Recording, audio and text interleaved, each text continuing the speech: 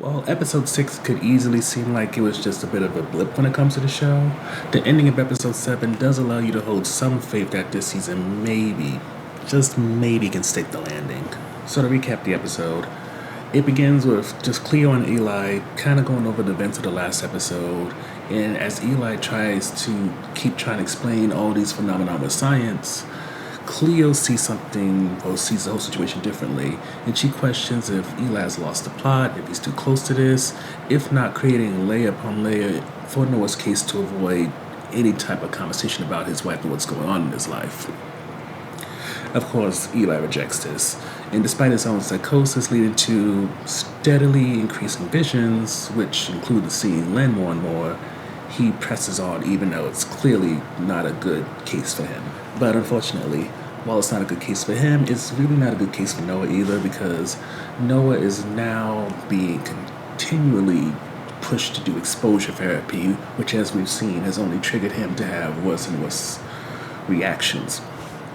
Jane is starting to catch on to this, yet at the same time, she wants to have faith in Eli. She wants to believe he knows what he's doing. So when Eli talks about bringing Noah to Benjamin's old house, meeting Lawrence, going through Benjamin and Lawrence's old things, maybe to hope to trigger something, she goes with it, but she's not happy about it. And as for Lawrence, at first the situation's very weird, but he's willing to help. But as it becomes clear that there is something there, as Noah calls Lawrence Lonnie, which was his nickname from Benjamin, he brings up a record that the two used to listen to. Now it seems like Lawrence is now involved in this madness that Eli keeps pushing, and with that, Jane is really questioning things, and then Jane finds out about everything that happened before Noah ended up in the hospital, and she's like, this is over, this is done, we're taking him back. And with it still being on that countdown before Noah ends up at a more, I won't say intense, but definitely a facility that could handle his situation better, this makes it very hard for Eli, and he continues to try to push, and with that, he finds Noah having a strange vision, which includes this little girl, while Eli ends up somewhere on the side vomiting water profusely to the point where, beyond dehydration, it looks like he's vomiting every bit of water that's in his body, from the fat that's in his cells to any water that's filtrating his kidneys. So get into the review section. Honestly, the only highlight for me was that scene between Lawrence and Noah, and I feel like that was the first time when it came to Noah's performance that it actually was good.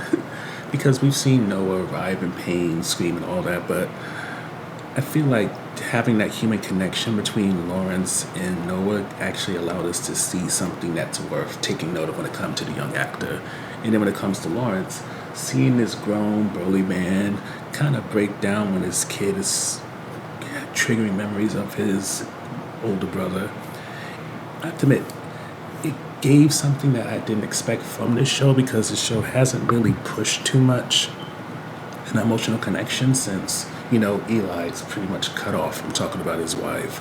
Barbara always hits a brick wall when she tries to, and because Eli's so obsessed with Noah's case, you don't see anything between him and Sophie or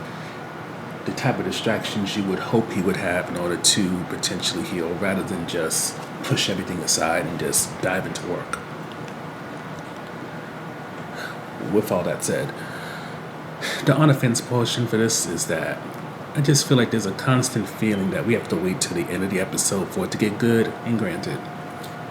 unlike a lot of dramas, before it's only half hour or so it's not like you have to wait a whole hour to get to the good part, but even with that said, this is not a binge watch show, so having to wait to the end to get to the good part or something that's at least interesting, like watching Noah have a vision, Eli have a bad reaction.